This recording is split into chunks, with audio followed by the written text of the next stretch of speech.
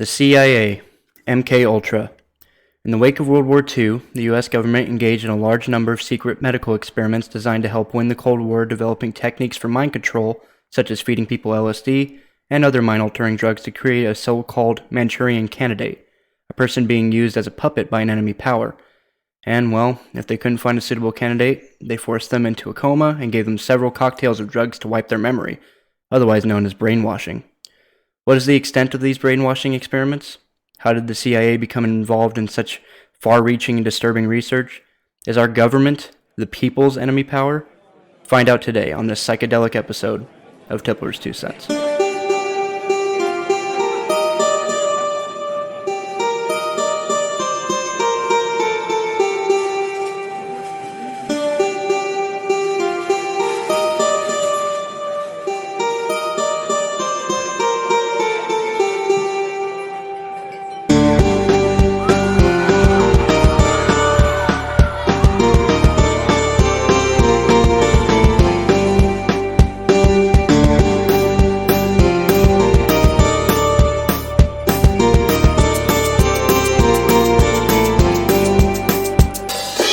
Hello once again, drinkers and thinkers, and welcome to episode 17. Thank you for joining us. I'm Sean Knox, the one and only toothless man on the planet who can speak coherent English, apparently. And with me today is nobody. Our beloved co-host isn't here today, and Chris himself will actually tell you why via Facebook message transcripts between me and him. He said, quote, "Hey, I'll let you tackle this one solo. We mentioned it would happen, and I want to see how it goes. Just say I had prior engagements related to my new job that prevented me from being available." This fucking guy is so addicted to hentai and WoW that he can't stomach the show with me today. What a fucking selfish pile of foreskin. No, of course, I'm kidding. My sweet, gentle flower of a brother honestly just needed a day off. He worked so hard for the show and for his family, and he could use some extra rest, so I love you, Bubba. Anyway, so today I'm actually drinking for two, and what better to double down on than vodka.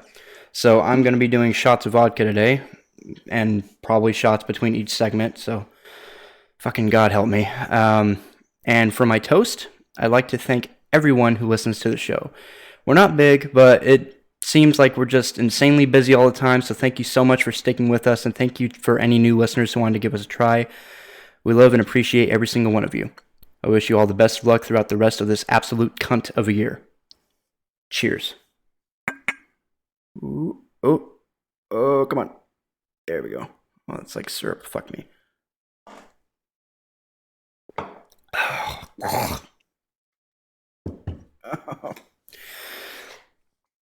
Okay. Now on to the events and history preceding the MK Ultra experiments, as well as the agency behind it all, the CIA.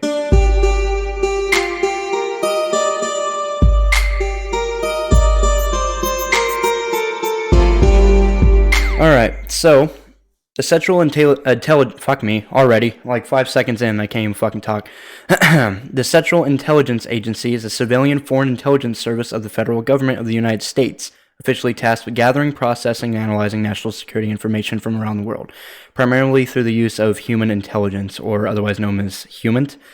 As one of the principal members of the United States intelligence community, I see the CIA reports to the Director of National Intelligence and is primarily focused on providing intelligence for the President and Cabinet of the United States. Unlike the Federal Bureau of Investigation, the FBI, which is a domestic security service, the CIA has no law enforcement function and is officially mainly focused on the overseas intelligence gathering, with only limited domestic intelligence collection. Though it is not the only agency of the federal government of the United States specializing in HUMINT, the CIA serves as a national manager for the coordination of HUMINT activities across the U.S. intelligence community. Moreover, the CIA is the only agency authorized by law to carry out and oversee covert action at the behest of the president.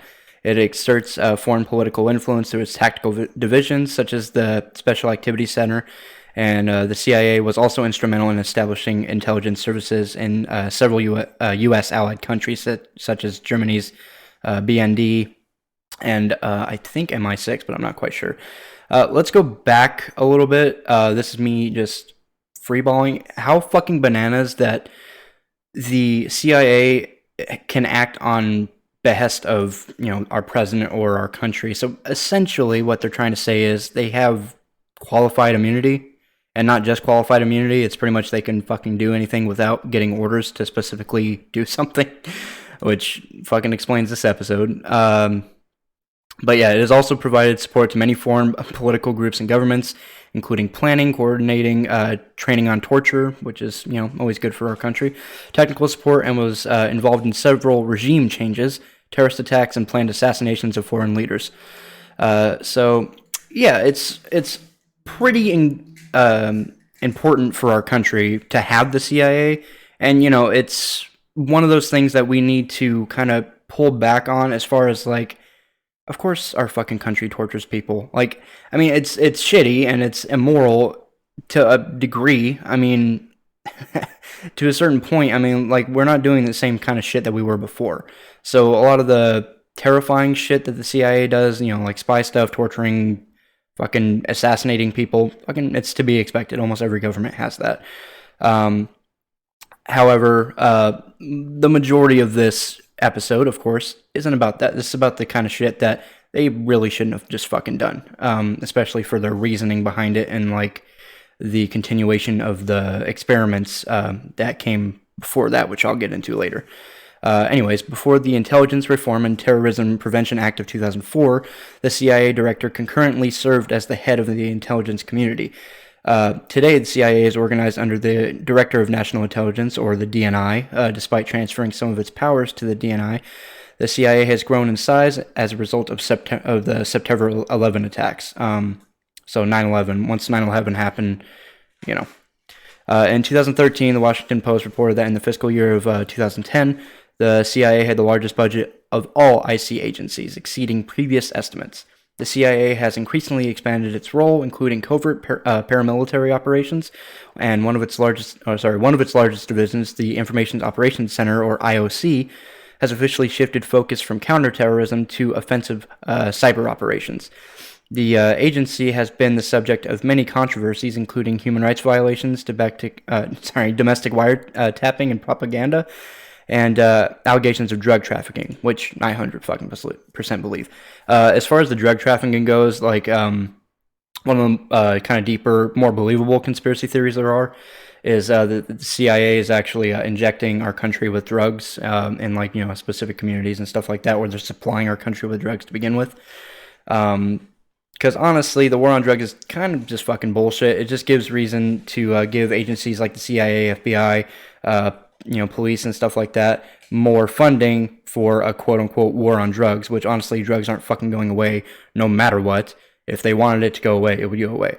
And number two, it's just one of those things where, like I said, if it wasn't going to go away to begin with, it's not going to. There's nothing they can really do to stop a black market of any form. Like, technically speaking, anything at a garage sale is kind of going under the nose of any fucking kind of organization going against, like, small form selling and buying and shit like that. So there's no real way to actually stop drugs or buying or selling of drugs. Anyways, obviously, it has also appeared in the works of fiction, the CIA, that is, including books, films, and video games, those of which, of course, we will get to later in another segment. And, the success of the British commandos during World War II prompted U.S. President Franklin D. Roosevelt to authorize the creation of an intelligence service modeled after the British Secret Intelligence Service, otherwise known as MI6, and Special Operations Executive. This led to the creation of the Office of Strategic Services. Son of a bitch, so many fucking S's. That's what happens when you have a toothless guy fucking run a podcast. You can't give me too many S's or I'll fucking stumble. So the Office of Strategic Services, otherwise known as OSS, established by a presidential military order issued by President Roosevelt on June 13th, 1942. On September 20th, 1945, shortly after the end of World War II, Harry S. Truman signed an executive order dissolving the OSS. And by October 1945, its functions had been divided between the Departments of State and War. The division lasted only a few months. The first public mention of the Central Intelligence Agency appeared in a command restructuring proposal presented by Jim Forstrell and Arthur Radford to the U.S. Senate Military Affairs Committee at the end of 1945. So despite opposition from the military establishment, the United States Department of State and the Federal Bureau of Investigation, Truman established the National Intelligence Authority in January 1946. Its operational extension was known as the Central Intelligence Group, CIG, which is the direct predecessor of the CIA. So technically, the CIA has existed for longer than what it says on its insignia. So Lawrence Houston, the head counsel of the SSU, CIG, and later CIA, fucking how many acronyms is this episode gonna have? You want to count them? I'll take a shot for every fucking acronym that I have to say in this one. That's not true. I'll die. So all those was a principal draftsman of the National Security Act of 1947, which dissolved the NIA and the CIG. That's two shots, and established both the National Security Council and the Central Intelligence Agency. In 1949, Houston helped to draft the Central Intelligence Agency Act, otherwise known as Public Law 81-110, and exempted it from most limitations on the use of federal funds. It also exempted the CIA from having to disclose its organization, functions, officials, titles, salaries, and numbers of personnel employed. Goddamn.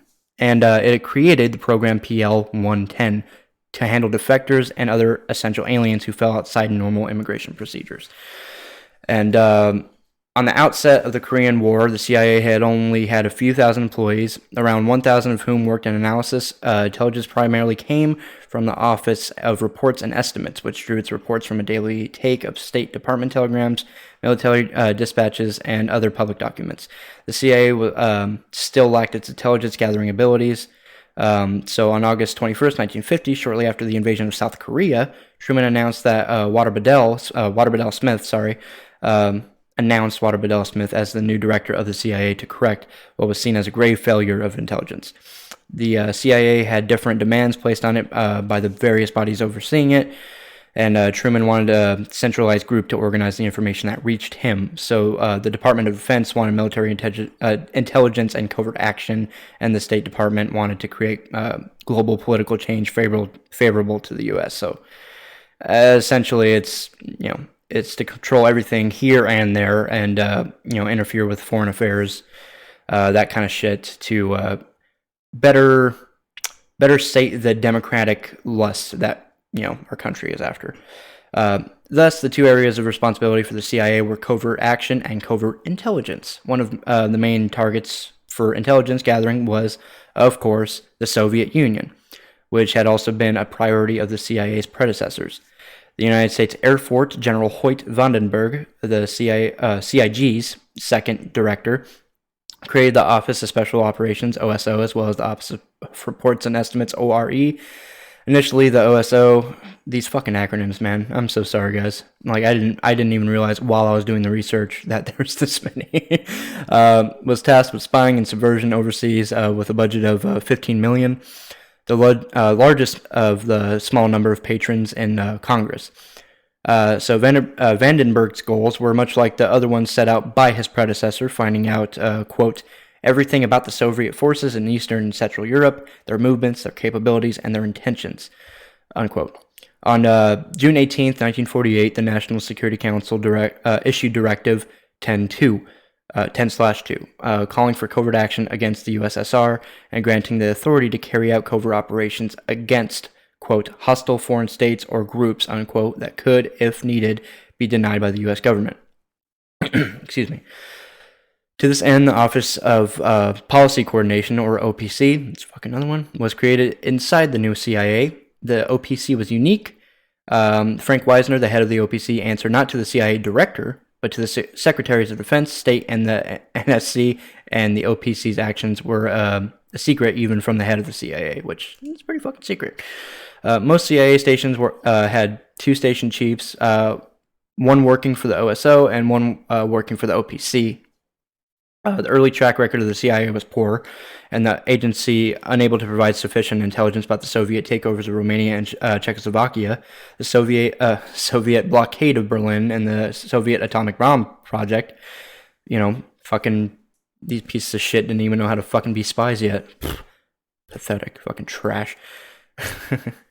In particular, the agency failed to predict the Chinese entry into the Korean War with, like 300,000 troops, and the famous double agent Kim Philby was the British liaison to American Central Intelligence. So through him, the CIA coordinated hundreds of airdrops outside the Iron Curtain, all compromised by Philby. Arlington Hall, the nerve center of the CIA cryptanalysis, was compromised by Bill Weisband, a Russian translator and Soviet spy.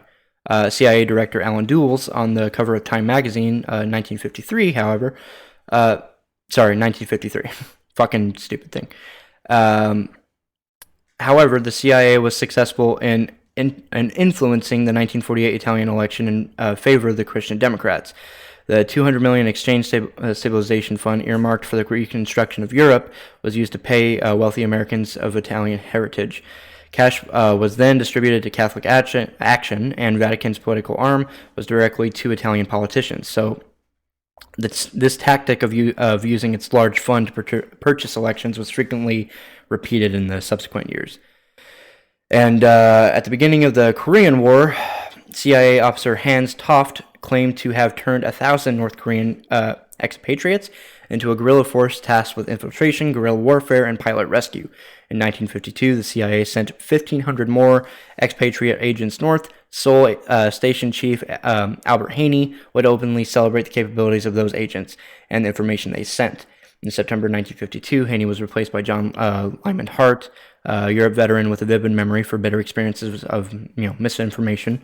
Hart was suspicious of the parade of successes reported by Toft and Haney and launched an investigation which determined that the entirety of the information supplied by the Korean sources was false or misleading. After the war, internal reviews of the CIA would corroborate Hart's findings. The CIA's Seoul station had 200 officers, but not a single speaker of Korean. Hart reported to Washington that Seoul station was hopeless and could not be salvaged. Loftus Becker, deputy director... Loftus? Who the fuck's named Loftus? Loftus Becker, deputy director of intelligence, was sent personally to tell Hart that the CIA had to keep the station open to save face. Becker returned to Washington, pronounced the situation to be, quote, hopeless, unquote, and that after touring the CIA's Far East operations, the CIA ability to gather intelligence in the Far East was, quote, almost negligible, unquote, and he then resigned. So, yeah. After Air Force Colonel James Callis stated that the CIA Director Alan Dulles continued to praise the CIA's Korean force despite knowing that they were under enemy control. When China entered the war in 1950, the CIA attempted a murder of subversive operations in the country, all of which failed due to the presence of double agents. Millions of dollars were spent in these efforts. This included a team of young CIA officers airdropped into China that were ambushed, and CIA funds being used to set up a global heroin empire in Burma's Golden Triangle following a betrayal of, by another double agent, of course. Oh, fuck. All this is a mouthful, but essentially a lot of betrayals, a lot of acronyms, and a lot of double agents, surprisingly. So, holy shit. I just wanted to see how fast I can go through this, but there's just a little snippet more, and then we can get on with the juicy stuff.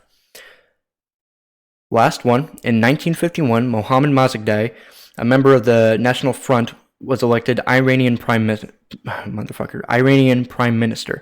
As Prime Minister, he nationalized the Anglo-Iranian Oil Company, which his predecessor had supported. The nationalization of the British-funded Iranian oil industry included the largest oil refinery in the world, was disastrous for Mossadegh. A British naval embargo closed, the British oil facilities, which Iran had no skilled workers to operate. In 1952, I can't fucking say his name. Mossadegh. Fuck it. It's Mossadegh. Mossadegh resisted the royal, refused to approve his Minister of War, and resigned in protest.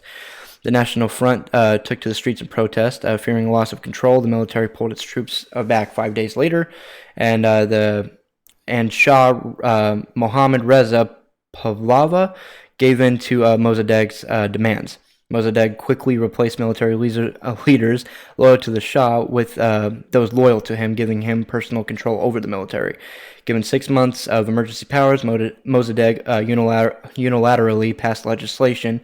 When that 6 months expired, his powers were extended for over another year. In 1953, Mossadegh dismissed parliament and assumed dictatorial powers. Dictatorial powers, there we go. The power grab triggered the Shah to exercise his constitutional right to dismiss Mossadegh. Mossadegh launched a military coup as the Shah fled the country, and another, under CIA Director Alan Dulles, Operation Ajax was put into motion. So, all that was just a little bit of events preceding when the CIA stepped in. So under CIA Director Alan Dulles, Operation Ajax was put into motion for this motherfucker. Its goal was to overthrow Mossadegh with military support from General Fazlollah Zahedi and install a pro-Western regime headed by the Shah of Iran.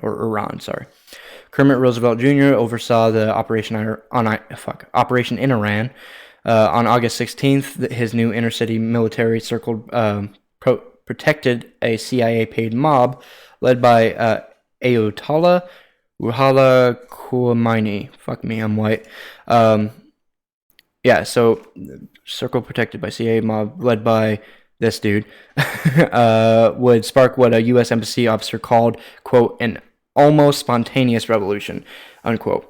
But Mossadegh and the CIA had been unable to gain influence within the Iranian military.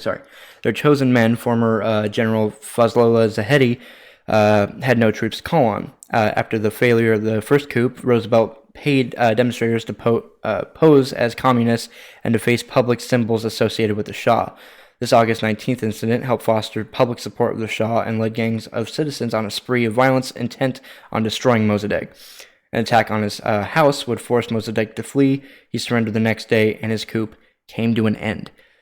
So all of that was just a little snippet of the CIA's history leading up to today's main topic. That, of course, being MK Ultra. But first, it's time for Tipplers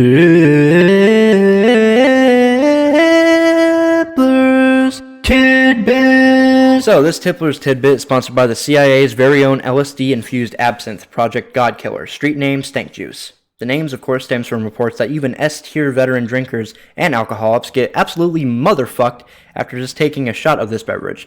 Flavors vary from apple, raspberry, and cucumber lime. Visit www.ourgovernmentdrugspeople.com and use the code GiveMeFuckingAmnesia to pay 20% more on your taxes and get a free t-shirt and propeller cap courtesy of the CIA.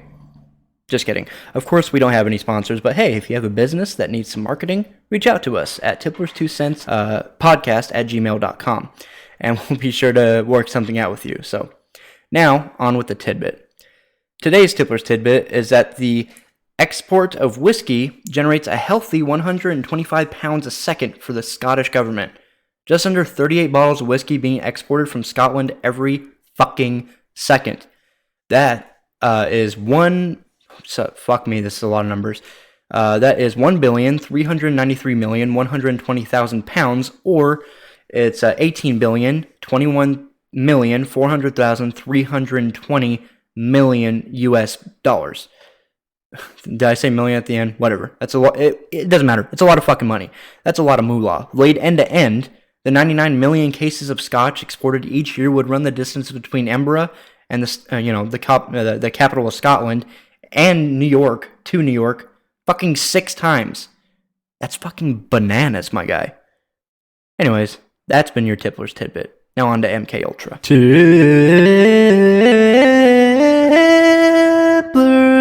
Tidbit. So, Project MK Ultra, or just MK Ultra, also called the CIA Mind Control Program, is the code name given to a program of experiments on human subjects that were designed and undertaken by the U.S. Central Intelligence Agency, some of which were illegal. Experiments on humans were intended to identify and develop drugs and procedures to be used in interrogations in order to weaken the individual and force confessions through mind control. And the project was organized through the Office of Scientific Intelligence of the CIA and coordinated with the United States Army Biological Warfare Laboratories. Other codenames for drug-related experiments were Project Bluebird and Project Artichoke. The operation was officially sanctioned in 1953, reduced in scope in 1964, and further curtailed in 1967. It was officially halted in 1973. The program also engaged in illegal activities, of course, including the use of U.S. and Canadian citizens as its unwitting test subjects, which led to controversy regarding its legitimacy. MKUltra used numerous methods to manipulate its subjects' mental states and brain functions. Techniques included the covert administration of high doses of psychoactive drugs, especially LSD, and other chemicals, electroshocks, fucking hypnosis, sensory deprivation, isolation, verbal and sexual abuse, as well as other forms of torture. And the scope of Project MKUltra was pretty goddamn broad, with research undertaken at more than 80 institutions, including colleges, universities, hospitals, prisons, and pharmaceutical companies. Fucking really think about that. Like, I know I mentioned it earlier, but it's a pretty important detail. The fact of the matter is, the CIA can kind of do whatever they want because they don't really need permission to do whatever they want, and they don't have to tell anybody what they're doing. So, of course, they can fucking test out all these, different experiments and shit at fucking schools and hospitals. That's absolutely goddamn insane. The CIA operated using front organizations, although sometimes top officials at these institutions were aware of the CIA's involvement. Project MKUltra was first brought to public attention in 1975 by the Church Committee of the United States Congress and Gerald Ford's United States President's Commission on CIA Activities within the United States, also known as the Rockefeller Commission. Investigative efforts were hampered by CIA Director Richard Helms' order that all MKUltra files be destroyed in 1973. So they didn't fucking want anybody to know what they were doing. The Church Committee and Rockefeller Commission investigations relied on the sworn testimony of direct participants and on the relatively small number of documents that survived Helms' destruction order. In 1977, a Freedom of Information Act request uncovered a cache of 20,000 documents relating to Project MKUltra, which led to Senate hearings later that year. Some surviving information regarding MKUltra was declassified in July 2001. In December 2018, declassified documents included a letter to an unidentified doctor discussing work on 6 dogs made to run, turn, and stop via remote control and brain implants. Fucking okay, so they're even experimenting on dogs. The project's intentionally obscure CIA cryptonym, which it's fucking, what's it? It's like an acronym, but the MK bullshit, it's codename.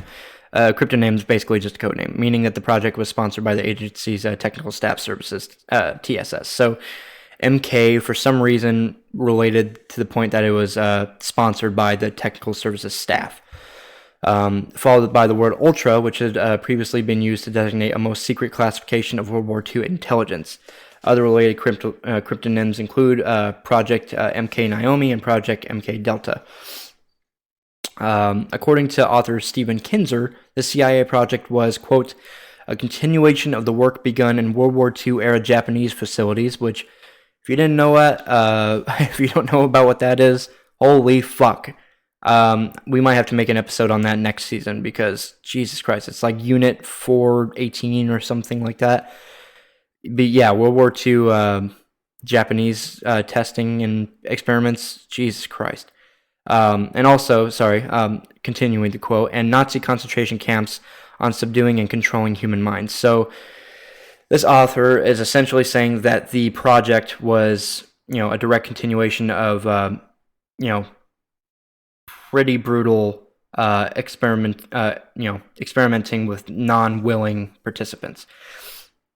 Kinzer wrote that MKUltra's use of the mescaline on unwitting subjects was a practice that Nazi doctors had begun in the Dachau concentration camp, and Kinzer proposes evidence of the continuation of a Nazi agenda, citing the CIA's secret recruitment of Nazi torturers and vivisectionists to continue the experimentation on thousands of subjects. Holy shit. And Nazis brought to Fort Detrick Maryland, to instruct CIA officers on the lethal uses of sarin gas. Wow. So that's fucking bananas. The project was headed by Sidney Gottlieb. Fuck you and your stupid fucking name. Sidney, whatever. But began on the order of CIA Director Alan Dulles on April 13th, 1953. Its aim was to develop mind-controlling drugs for use against the Soviet bloc in response to alleged Soviet, Chinese, and North Korean use of control techniques on U.S. prisoners of war during the Korean War. So it kind of just seems like they started experimenting in lieu of lies that the Soviets, the Chinese, and North Korean, like, that's fucking stupid. Why would you? I mean, I guess, but like at the time, like, they weren't fucking stupid. Like, science was kind of making a big leap, but why would you try to use mind controlling drugs for that and mind control technique? Like, I mean, I don't know. I mean, I guess there's always a start for, science somewhere, but just jumping straight to just fucking torturing people, that's ridiculous. The CIA wanted to use similar methods of their own captives and was interested in manipulating foreign leaders with such techniques, devising several schemes to drug Fidel Castro. It often conducted experiments without the subject's knowledge or consent. In some cases, academic researchers were funded through grants from CIA-front organizations, but were unaware that the CIA was using their work for these purposes. The project attempted to produce a perfect truth drug for interrogating suspected Soviet spies during the Cold War and to explore other possibilities of mind control. Subproject 54 was the Navy's top-secret perfect concussion program, which is supposed to use suboral frequency blasts to erase memory. The program was never carried out. Most of MK Ultra records were destroyed in 1973 by order of CIA Director Richard Helms, so it had been difficult for investigators to gain a complete understanding of the more than 150 funded research subprograms sponsored by MK Ultra and other related CIA programs. The project began during a period of what Rupert Cornwell described as paranoia at the CIA, when the U.S. had lost its nuclear monopoly and fear of communism was at its height. CIA counterintelligence chief James Jesus Angleton believed that Mole had penetrated the organization at the highest levels. Excuse me. The agency poured millions of dollars into studies examining ways to influence and control the mind and to enhance its ability to extract information from resistant subjects during interrogations. Some historians assert that one goal of MK Ultra-related CIA projects was to create a Manchurian Candidate-style subject, which, as I mentioned in the intro, is pretty much just a puppet. Alfred McCoy had claimed that the CIA attempted to focus media attention on these sorts of ridiculous programs so that the public would not look at the research's primary goal, which was, effective methods of interrogation, essentially. And one of 1955's MK Ultra documents gives an indication of the size and range of the effort. It refers to the study of an assortment of mind-altering substances. It refers to the study of an assortment of mind-altering substances described as follows. So, these substances, which will promote logical thinking and impulsiveness to the point where the recipient would be discredited in public. Substances. Fuck it. Okay, excuse me on the S's. All right. Substances which would increase the efficiency of mentation and perception, materials which will prevent or counteract the intoxicating effects of alcohol, materials that will promote the intoxicating effects of alcohol, so yin and yang, materials that will produce the signs and symptoms of recognized diseases in a reversible way so that they may be used for malingering, etc., materials which will render the induction of hypnosis easier or otherwise enhance its usefulness, substances which will enhance the ability of individuals to withstand privation, torture, and coercion during interrogation and so-called brainwashing, and materials and physical methods that will produce amnesia for events preceding and during their use. Physical methods of producing shock and confusion over extended periods of time and capable of surreptitious use. Substances which produce physical disablement, such as paralysis of the legs, acute anemia, etc. Substances which will produce pure euphoria with no subsequent letdown. Fucking, so they were even okay. They were even doing studies on just drugs that doesn't have a fucking that you don't feel like shit after doing. So, substances which alter personality structure in a way that the tendency of the recipient to become dependent upon another person is enhanced. Kind of sounds more like roofies. Material which will cause mental confusion of such a type that the individual under its influence will find it difficult to maintain a fabrication under questioning. Substances which will lower the ambition and general working efficiency of men when administered in undetectable amounts. Substances which promote weakness or distortion of the eyesight or hearing faculties, preferably without permanent effects. A knockout pill, which can be surreptitiously administered in drinks, food, cigarettes, and aerosol, etc., which will be safe to use, provide a maximum of amnesia, and be suitable for use by agent types with an ad hoc basis. Okay, so they just wanted a magic fucking anything to just give people amnesia. So they wanted the little flash thing from what's called Men in Black, as well as a material that can be surreptitiously administered by the above routes, and which in very small amounts, which would make it impossible for a person to perform physical activity. Holy shit. That's a lot of stuff to try to research and try to make magic fucking pills or, like spy shit for. The 1976 Church Committee report found that in the MK Delta program, drugs were also used primarily as an aid to interrogations. But MK Ultra, MK Delta materials were also used for harassment, discrediting, or disabling purposes. So, essentially, as well, I didn't really look into MK Delta, but apparently these were kind of like simultaneous programs.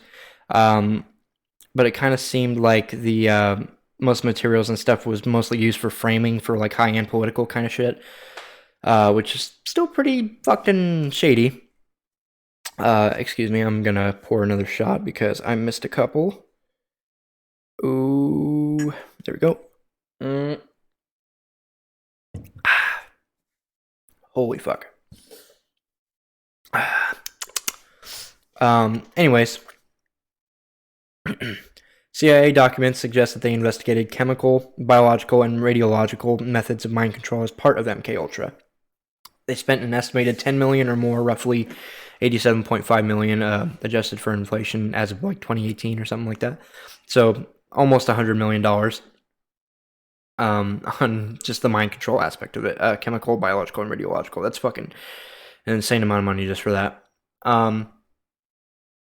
Early CIA efforts focused on LSD-25, which later came to dominate many of MK Ultra's programs. The CIA wanted to know if they could make Soviet spies defect against their will, and whether the Soviets could do the same to the CIA's own operatives. Once MK Ultra got underway in April 1953, experiments included administering LSD to mental patients, prisoners, drug addicts, and sex workers. Otherwise, quote, people who could not fight back, unquote. As one agency officer put it, in one case, they administered LSD to a mental patient in Kentucky for 174 days. They also administered LSD to CIA employees. Just fucking gave it to their own people. This is kind of weird because I don't know if they had volunteers just to see like what the actual effects are, because LSD was pretty new back then. But knowing the CIA, they probably just gave it to their own fucking employees. Honestly, let's be real. Military personnel, doctors, and other government agents, as well as members of the general public, to study their reactions. Oh man, LSD and other drugs were often administered without the subject's knowledge or informed consent. Really? It's really that big of a surprise? A violation of the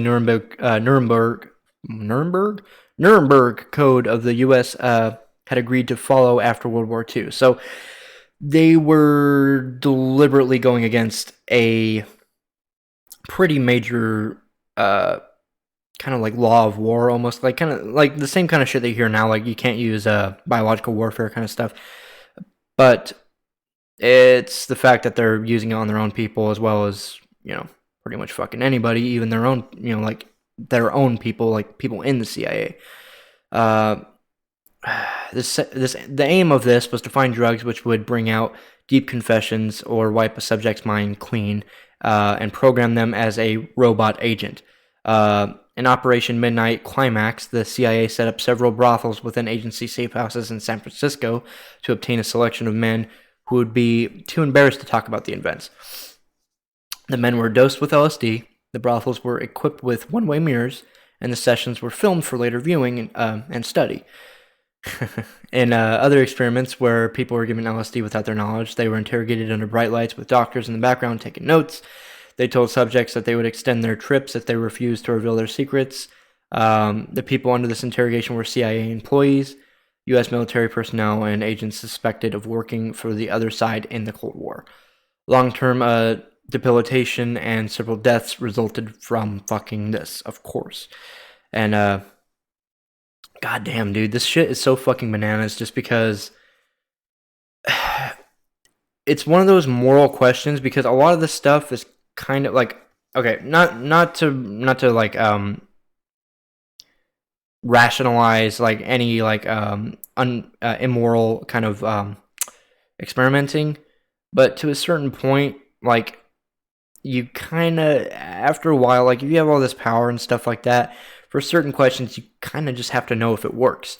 And I get it. I get that it's super fucked up to do it to your own people, but I think it's less. I mean, I don't know. It's the fact that like they're doing it to their own people, but at the same time, if they're doing it to their own people, they're trying to make sure, like, well, hopefully they made sure that that their people would be okay. Maybe that's just naive of me, just because they are people in the CIA or people in our country, which of course that isn't just the case. They also can test on Canadians, but. Fucking, I mean, heroin addicts were bribed into taking LSD with offers of more heroin. You know what I mean? So, like, even to that point, CIA did have drugs, and they were probably injecting drugs into the, into the populace, which is fucking insane. At the invitation of Stanford psychology graduate student Vic Lovell, an acquaintance of Richard Alpert and Allen Ginsberg, Ken Casey volunteered to take part in what turned out to be a CIA-financed study under the aegis of MK Ultra. At the Menlo Park Veterans Hospital, where he worked as a night aide, the project studied the effects of psychoactive drugs, particularly LSD, psilocybin, mescaline, cocaine, AMT, and DMT on people. You know what? I probably would have gone there. So fucking mescaline, cocaine, oh my god, and DMT, you probably would have met God. I'm not gonna lie. Most of these people either have severe, like I can't imagine anybody who actually went through this kind of shit and is currently stable at the moment. Like, Jesus Christ, fucking mescaline, cocaine, AMT, and DMT. And they're probably doing multiple doses on the same people of every single one of these drugs, you know what I mean? So, fuck. Excuse me, I'm gonna take a drink real quick. Sorry about that. Getting dry. So, the Office of Security used LSD in interrogations, but Dr. Sidney Gottlieb, fuck you, stupid name, the chemist who directed MK Ultra, had other ideas. He thought it would be used in covert operations. Since its effects were temporary, he believed that it could be given to high-ranking officials in the way that affect the course of important meetings, speeches, and etc.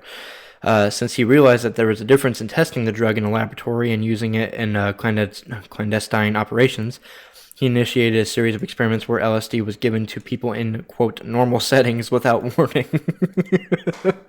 Okay, so he just started giving it to people. Like, imagine if the person next to you in the fucking coffee shop just fucking starts vibing so hard.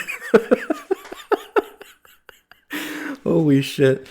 At first, everyone in technical services tried it. A typical experiment involved two people in a room where they observed each other for hours and took notes.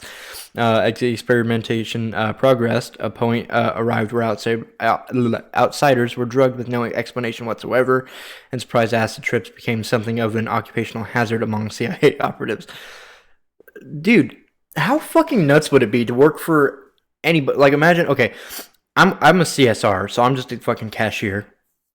But if my boss was like, hey, well, okay, besides the fact, but like, like, imagine it's just getting flipped switch, because at any point you can get asked to take like a drug test, right? But what if your boss came up to you and was like, yeah, it's time for your LSD dose? You're like, oh, motherfucker.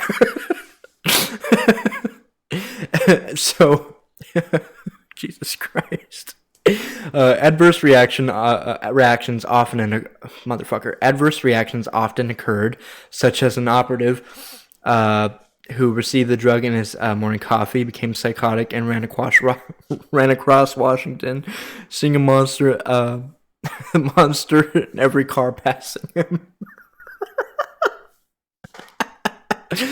The experiments continued even after Frank Olson, an army chemist who had never taken LSD, was covertly dosed by his CIA supervisor, and 9 days later plunged to his death from a window of a 13th-story New York City hotel room, supposedly as a result of deep depression induced by the drug. So, quickly didn't become funny. According to Stephen Kinzer, Olson had approached his superiors sometime earlier, doubting the morality of the project, and asked to resign from the CIA. Okay. So, of course, playtime's over. This dude fucking fell from 13th floor of a fucking hotel. And even more so, the fact that he wanted to resign and then they did that. I mean, that didn't really seem like an accident. If he was depressed, like, that's fucking horseshit. I think it's just the fact that he knew too much about it. And this might just be the fucking 3 shots I've taken, or 4, whatever. 4 shots I've taken talking, but this does kind of seem like he knew too much about the project going on, and they didn't want him to just leave. And, especially if he's having guilt, it kind of seems like he needs to. They probably felt he had to tell someone about it. So in this case, it kind of seems like they just fucking killed him. Some subjects' participation was consensual, of course, and in these cases, they appear to be singled out for even more extreme experiments. So it kind of seemed like certain people just wanted to get fucked up, and they, if they were willing, fucking God help them. Because in one case, 7 volunteers in Kentucky were given LSD for 77 consecutive days. That's fucking bananas. MK Ultra's researchers later dismissed LSD as too unpredictable in its results. Yeah, no fucking shit. Excuse me. They gave up on the notion that LSD was, quote, the secret that was going to unlock the universe. But it still had a place in the cloak and dagger arsenal, of course. Which, okay, to be fair, anybody who's done LSD, it is the key to the universe. I'm not gonna lie. You see fucking... You see shit. I'm pretty sure you see, like, past the veil. Anyway, however, in 1962, the CIA and the Army developed a series of super hallucinogens, which they highly touted BZ, which was thought to hold greater promises as a mind control weapon. This resulted in the withdrawal of support by many academics and private researchers. The LSD research became less of a priority altogether. So they just fucking dropped it. Another technique investigated was the intravenous administration of a barbiturate into one arm and an amphetamine into another. The barbiturates were released into the person first, and as soon as the person began to fall asleep, the amphetamines were released. The person would begin babbling incoherently, and it was sometimes possible to ask questions and get useful answers. Other experiments involved heroin, morphine, temazepam, used under code name MK Search. That's what all this was. Mescaline, psilocybin, scopolamine, alcohol, and sodium pentothal. Sodium pentothal, by the way, I don't know why I fucking know this, but sodium pentothal is the truth serum. I guess that, I don't know, it probably still works. Fucking who cares? As far as the barbiturates in one arm and amphetamines into another, I do kind of understand where that's going from, because to a point, okay, I'm gonna do a little bit of my personal history. Obviously, I've said before that I was a drug addict, but I would do at the time I would do heroin and I would do methamphetamine. So, but the thing is, you kind of need one to balance out the other because if you're on too much heroin, you end up falling asleep, and if you're on too much meth, you'll never fucking sleep again. So it kind of became a thing that I would call me and my little group at the time would call speedballing, and essentially you would smoke black or do lines of white or smoke fucking white, and or one or the other, it didn't matter. But as soon as you started getting too wound up on hair not on heroin, on the fucking meth, then you would take the other to even you out. But essentially you started kind of just losing your sense of filter, which is completely true. Like, I had no fucking filter at the time. I really didn't give a shit. The only thing I got good at was not saying anything, which kind of was even more harsh. But yeah, that is true. That is a kind of pretty good way of getting people to tell the truth. As far as all the other ones, I don't really know. I've done heroin, I've morphine, I've never done temazepam. I don't know. All these are pretty fucking insane, though. Declassified MK Ultra documents indicate that they studied hypnosis in the early 1950s. Of course they did, because why not? Experimental goals included the creation of hypnotically induced anxieties, hypnotically increasing ability to learn and recall complex written matter, studying hypnosis and polygraph examinations, hypnotically increasing the ability to observe and recall complex arrangement of physical objects, and studying the relationship of personality to susceptibility of hypnosis.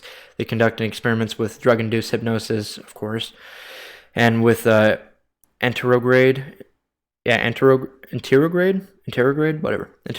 retrograde amnesia while under the influence of such drugs. Excuse me, I'm going to take one more sip. I'm sorry, I don't have someone else to fill in the gap. I'm sorry, you're going to have to hear me sip. Beautiful. Anyway, the CIA exported experiments to Canada. So here's where we start getting international, guys.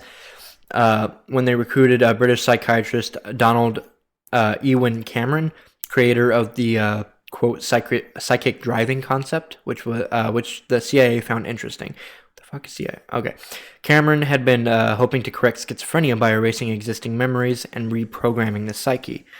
He commuted from Albany, New York to Montreal every week to work at the Allen Memorial Institute of McGill University, and was paid $69,000 from 1957 to 1964, which, listen to this shit, which would be $558,915 adjusted for inflation in 2018.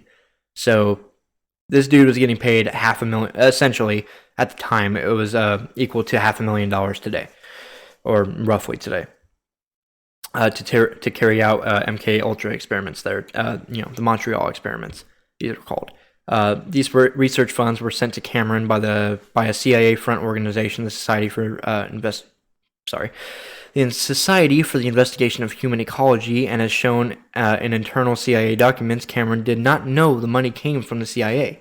In addition to LSD, Cameron also experimented with various paralytic drugs as well as electroconvulsive therapy at 30 to 40 times the normal power.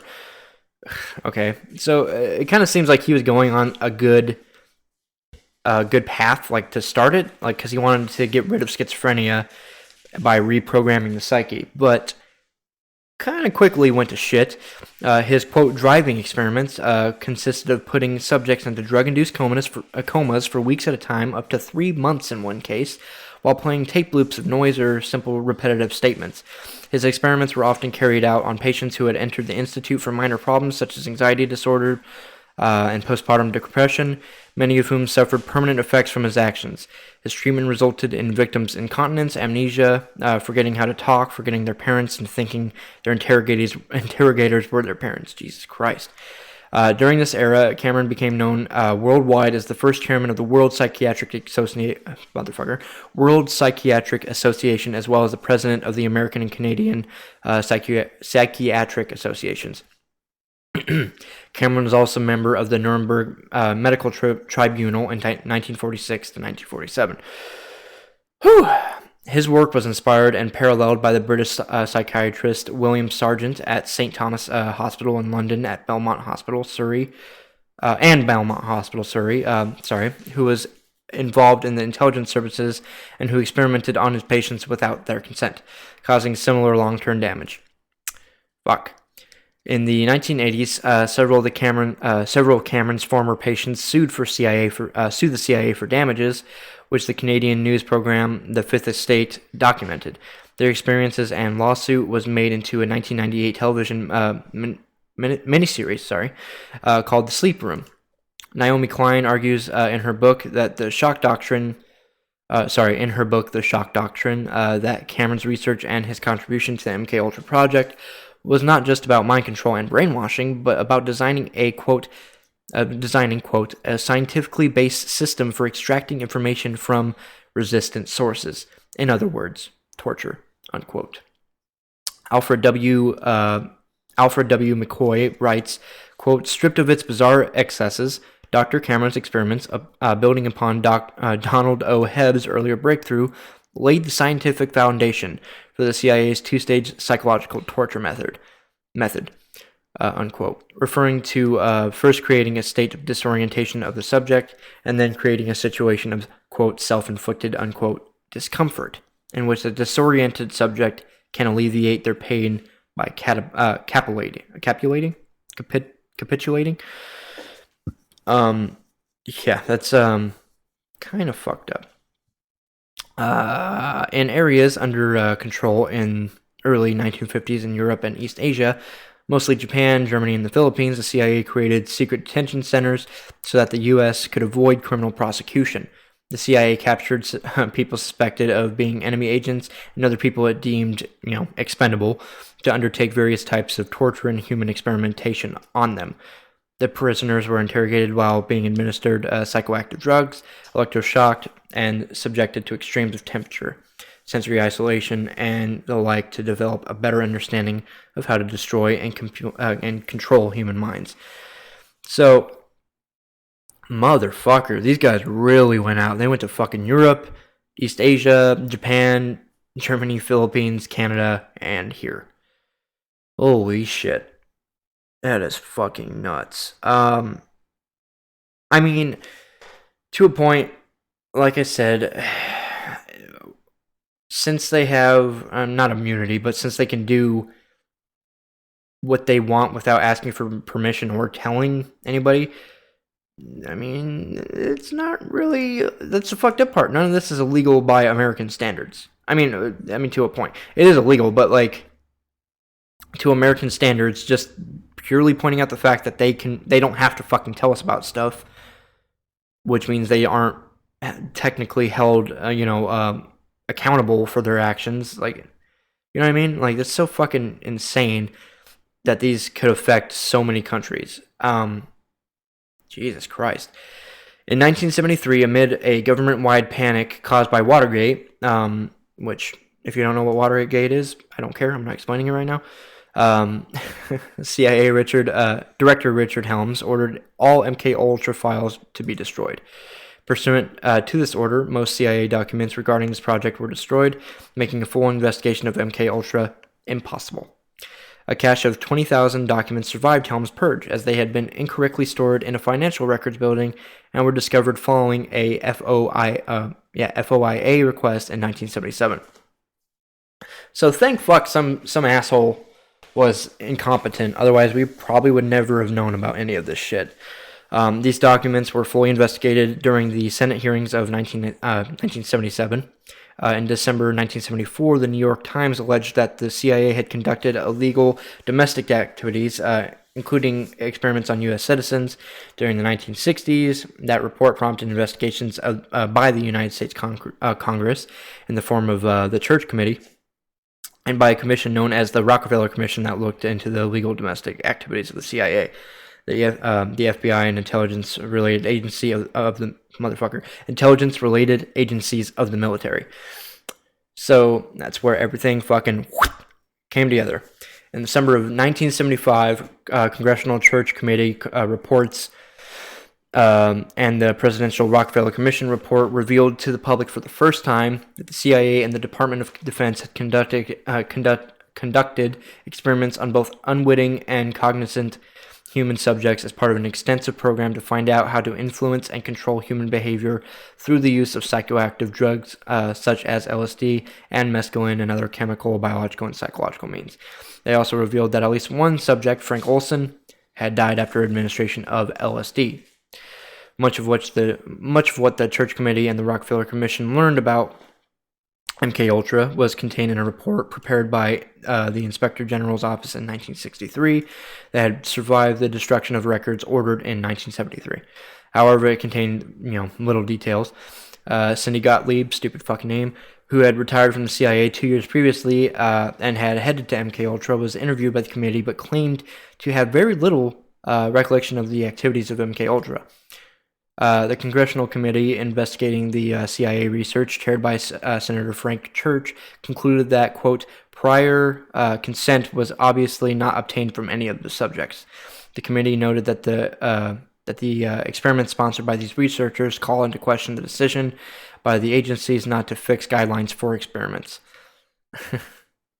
Following the recommendations of the Church Committee, President Gerald Ford in 1976 issued the first executive order on intelligence activities, which, among other things, prohibited the experimentations with drugs on human subjects, except with the informed consent in writing and witnessed by a disinterested party of each such human subject, which is pretty fucking cool.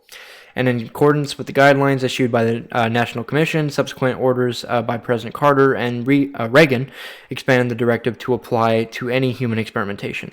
In 1977, during a hearing held by the Senate Select Committee on Intelligence to look further into the MK Ultra, Admiral Stansfield Turner, then Director of Central Intelligence, revealed that the CIA had found a set of records consisting of about 20,000 pages.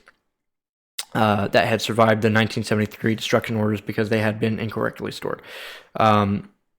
These files dealt with the financing of MK Ultra projects and contained very few project details, but much more was learned from them than Inspector General's 1963 report. On the Senate floor in 1977, Senator Ted Kennedy said that the deputy director of the CIA revealed that over 30 universities and institutions were involved in, quote, an extensive testing and experimentation program, which included covert drug tests on unwitting citizens at all social levels, high and low, Native Americans and foreign. Several of these tests involved the administration of LSD to unwitting subjects in social situations. At least one death, result of the demonstration of Frank Olson, which is attributed to Olson's being subjected unaware to such experimentation 9 days before his death. The CIA itself subsequently acknowledged that these tests had little scientific rationale. The agents conducting the monitoring were not qualified scientific observers. Yeah, no shit. Fucking, okay. So, I mean, it repeats itself a couple of times, but it's just because these same forms of evidence has to be resubmitted as they're going along trying to, expose this. And I just love that it ends with the whole fact that, oh yeah, well, the agents conducting the monitoring were not qualified scientific observers. No fucking shit. It was all fucking super fucked up and illegal. In Canada, the issue took much longer to surface, becoming widely known in 1984 on a CBC News show, The Fifth Estate. It was it was learned that not only the CIA funded Dr. Cameron's efforts, but also the Canadian government was fully aware of this and had later provided another $500,000 in funding to continue the experiments. This revelation largely derailed the efforts by the victims to sue the CIA as their U.S. counterparts had, and the Canadian government eventually settled out of court for $100,000 to each of the 127 victims, which I'm sorry, but isn't substantial pay. Dr. Cameron died on September 8th, 1967, after suffering a heart attack while he and his son were mountain climbing. None of Cameron's personal records of his involvement with MK Ultra survived, since his family destroyed them after his death. Fucking cunt. Okay. Oh, fuck you and your heart attack, Cameron, you fucking piece of shit. Oh my god. But yeah, no, I feel really bad for the Canadian people that went through that. Or as soon as they found out like their government endorsed this, they were just like, okay, like, well, what the fuck are we supposed to do then? I mean, at least they settled out a little bit, but at the same time, it's not really relevant, or not relevant. That's not fucking decent pay for what the fuck happened. Hey, the U.S. General Accounting Office issued a report on September 28, 1994, which stated that between 1940 and 1974, DoD and other national security agents studied thousands of human subjects in tests and experiments involving hazardous substances. The quote from the study is as follows. Working with the CIA, the Department of the Defense gave hallucinogenic drugs to thousands of volunteer soldiers in the 1950s and 1960s. Volunteer was in quotes, by the way. In addition to LSD, the Army also tested quinusilidinyl benzylate. Sorry, that's what the official name is. Back to the quote. A hallucinogen codenamed BC. Many of these tests were conducted under the so-called MK Ultra program, established to counter perceived Soviet and Chinese advances in brainwashing techniques. Between 1953 and 1964, the program consisted of 149 programs involving drug testing and other studies on unwitting human subjects. Okay. I know. Fucking hindsight's 2020, but the fact of the matter is, like with the reference earlier to the Japanese testing and not us testing on Japanese people, but the Japanese testing on their own people, and as well as the Nazi camps at like Dachau, yeah, those kind of things. Like we didn't know that Japan was doing that, I don't think at the time, but we knew that the Nazis had done it because this was after the fact, and it's just super upsetting that we did most of the shit. You know what I mean?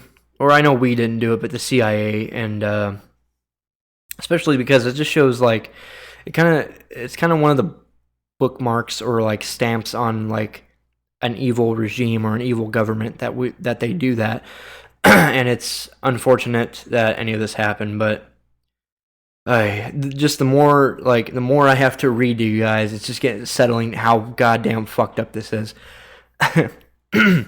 So, given the CIA's purposeful destruction of most records, its failure to follow informed consent protocols with thousands of participants, the uncontrolled nature of the experiments, and the lack of follow-up data, the full impact of MK Ultra experiments, including deaths, may fucking actually never be known. So, yeah, we don't, like, that's the truth. Like, we'll never fucking know how many people actually died from MK Ultra because they torched it all. You know, several known deaths have been associated with Project MK Ultra, most notably that of Frank Olson, the United States biochemist and fucking biological weapons researcher, was given LSD without his knowledge in fucking 1953 as part of a CIA experiment and died by suicide jumping out of a fucking window a week later.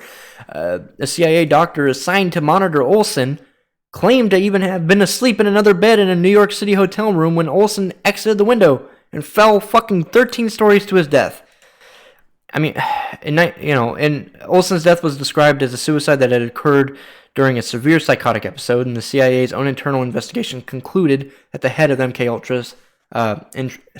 Ultra CIA chemists, fucking stupid Sidney Gottlieb, had conducted the LSD experiment with Olson's prior knowledge, although neither fucking Olson nor the men taking part in the experiment were informed as to the exact nature of the drug until fucking some 20 minutes after its ingestion, which is always good. You always want to tell people that are tripping out that they're going to trip out. The report further suggested that Gottlieb was nonetheless due a reprimand, as he had failed to take into account Olson's already diagnosed suicidal tendencies, which might have been, exacerbated by the LSD. So, the Olson family disputes the official version of the events. They maintain that Frank Olson was murdered because, especially in the aftermath of his LSD experience, he had become a security risk who might divulge state secrets associated with highly classified CIA programs, about many of which he had direct personal knowledge. So, exactly what the fuck I just said earlier. Like, he was 100% fucking murdered. A few days before his death, Frank Olson quit his position as acting chief in of the Special Operations Division at Detrick, Maryland, as I mentioned before, because of several moral crisis concerns of the nature of biological weapons research. And among Olson's concerns were the development of assassination materials used by the CIA. The CIA's use of biological warfare materials in covert operations, experimentation with biological weapons in populated areas, collaboration with former scientists under Operation Paperclip, which I'm not fucking. It's an LSD mind control research, but and the use of psychoactive drugs during terminal interrogations under a program codenamed Project Artichoke, which I mentioned earlier. So all these programs just intertwine with kind of the fucking kind of climaxing in Olson's death. Later forensic evidence conflicted with the official version of the events. When Olson's body was exhumed in 1994, cranial injuries indicated that Olson had been knocked unconscious before he exited the window. So the medical examiner termed Olson's death a homicide, because of course he was fucking killed. In 1975, Olson's family received a $750,000 settlement from the U.S. government and formal apologies from President Gerald Ford and CIA Director William Colby. Though their apologies were limited to informed consent issues concerning Olson's ingestion of LSD. Fuck me. Excuse me, I'm going to take one more drink. Sorry. On the 28th of November 2012, the Olson family filed suit against the U.S. federal government for the wrongful death of Frank Olson. Case was dismissed in July 2013, due in part to the 1976 settlement between the family and government. In the decision dismissing the suit, U.S. District Judge James Bausberg wrote, "While the court must limit its analysis to the four corners of the complaint, the skeptical reader may wish to know that the public record supports many of the allegations in the family suit, far-fetched as they may sound." A 2010 book by H.P. Albarelli Jr. alleged that the 1951 Pont St. Esprit mass poisoning was part of MK Delta, that Olson was involved in that event, and he was eventually murdered by the CIA, However, academic sources attribute the incident to ergot poisoning through a local bakery, which... Don't you guys kind of think that ergot poisoning is a little bit far-fetched, for something that the big mass poisoning thing? Because ergot, I mean, this is kind of just coincidence, but ergot kind of makes its own hallucinogen as well. You know what I mean? Why? Where would, I don't know. But ergot also does, form on yeast and stuff like that. But the revelations about the CIA and the Army prompted a number of subjects or their survivors to file lawsuits against the federal government for conducting experiments without informed consent. Although the government aggressively and sometimes successfully sought to avoid legal liability, several plaintiffs did receive compensation through court order, out-of-court settlement, or acts of Congress. Frank Olson's family received $750,000 by a special act of Congress, and both President Ford and CIA Director William Colby met with Olson's family to apologize publicly. Previously, the CIA and the Army had actively and successfully sought to withhold incriminating information, even as they secretly provided compensation to the families. One subject of Army drug experimentation, James Stanley, an Army sergeant, brought an important, albeit unsuccessful, suit. The government argued that Stanley was barred from suing under the Ferris Doctrine. In 1987, the Supreme Court affirmed this defense in a 5-4 decision that dismissed Stanley's case, United States v. Stanley. The majority argued that, quote, a test for liability that depends on the extent to which particular suits which call into question military discipline and decision-making would itself require judicial inquiry into and hence intrusion upon military matters. In dissent, Justice William Brennan argued that the need to preserve military discipline should not protect the government from liability and punishment for serious violations of constitutional rights, which, medical trials at Nuremberg in 1947 deeply impressed upon the world that experimentation with unknowing human subjects is morally and legally unacceptable. The United States Military Tribunal established the Nuremberg Code as a standard against which to judge German scientists who experimented with human subjects. In defiance of this principle, military intelligence officials began surreptitiously testing chemical and biological materials, including LSD. Justice Sandra Day O'Connor, writing a separate dissent, stated, "No judicially crafted rule should insulate from liability the involuntary and unknowing human experimentation alleged to have occurred in this case. Indeed, as Justice Brennan observes, the United States played an instrumental role in the criminal prosecution of Nazi officials who experimented with human subjects during the Second World War, and the standards that the Nuremberg military tribunals developed to judge the behavior of the defendant stated that the voluntary consent of the human subject is absolutely essential to satisfy moral, ethical, and legal concepts. If this principle is violated, the very least that the society can do is to see that the victims are fucking compensated as best as they can be anyway by the perpetrators. And in another lawsuit, Wayne Ritchie, a former United States Marshal, after hearing about the project's existence in 1990, alleged that the CIA laced his food or drink with LSD at a 1957 Christmas party, which resulted in his attempting to commit a robbery at a bar and his subsequent arrest. While the government admitted that it was at the time drugging people without their consent, U.S. District Judge Marilyn Hall Patel found Ritchie could not prove he was one of the victims of MK-Ultra or that LSD caused his robbery attempt and dismissed the case in 2007.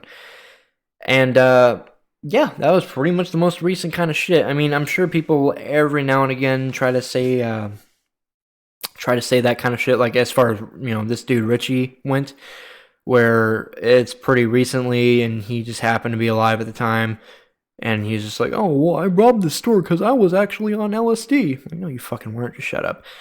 But at the same time, it's kind of hard to prove or disprove that just because how the fuck do you prove that you were? Like, if you knew you were anyway, like 100%, how would you prove that you were?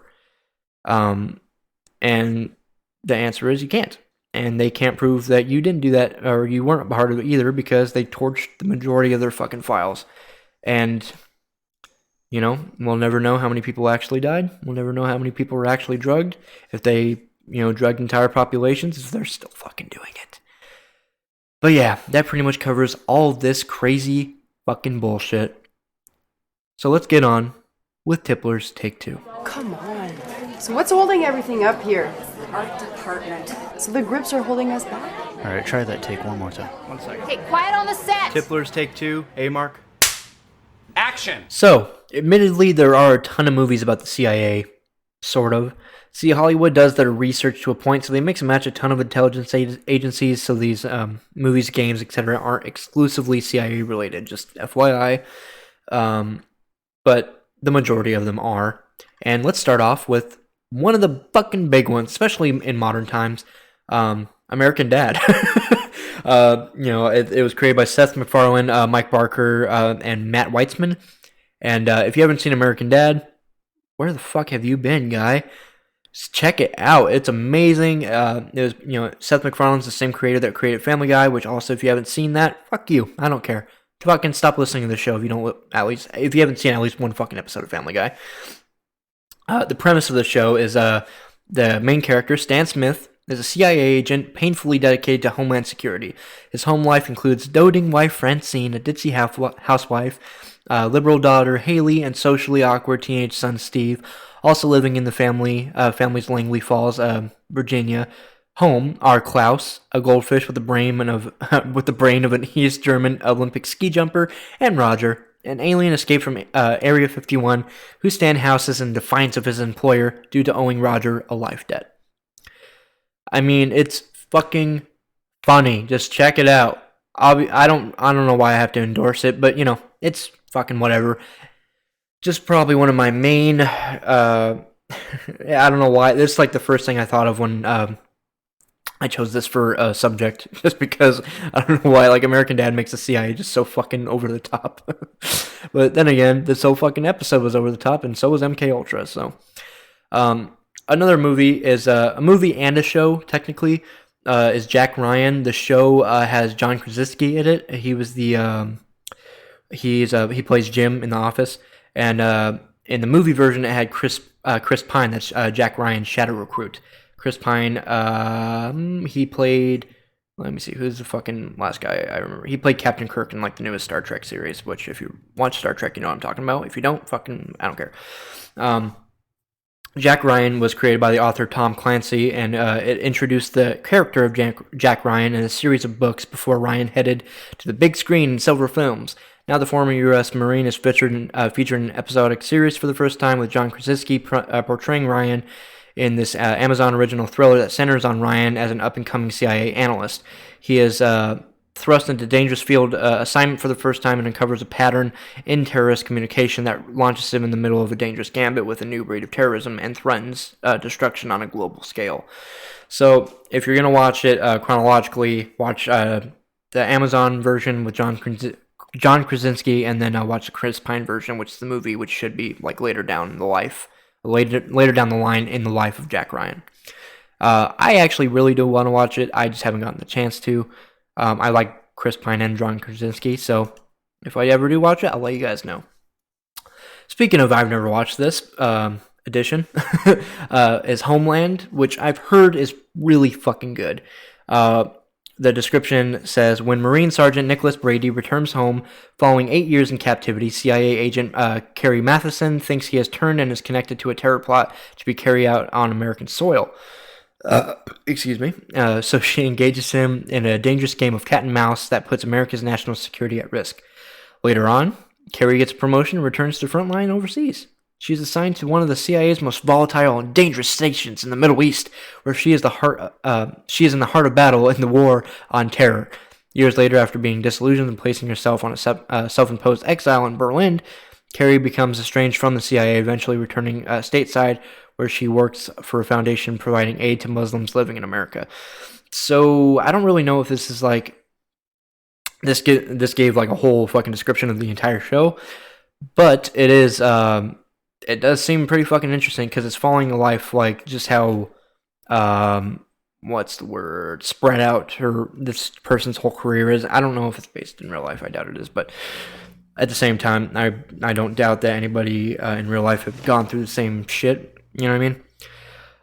Another one is a personal favorite and probably something that a lot of you guys forget about. Do you guys remember when North Korea almost nuked us over a movie? Because I do.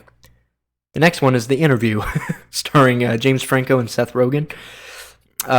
Dave Skylark, played by James Franco, and his producer Aaron Rappaport, played by Seth Rogen, are the team behind the popular tabloid TV show, quote, Skylark Tonight.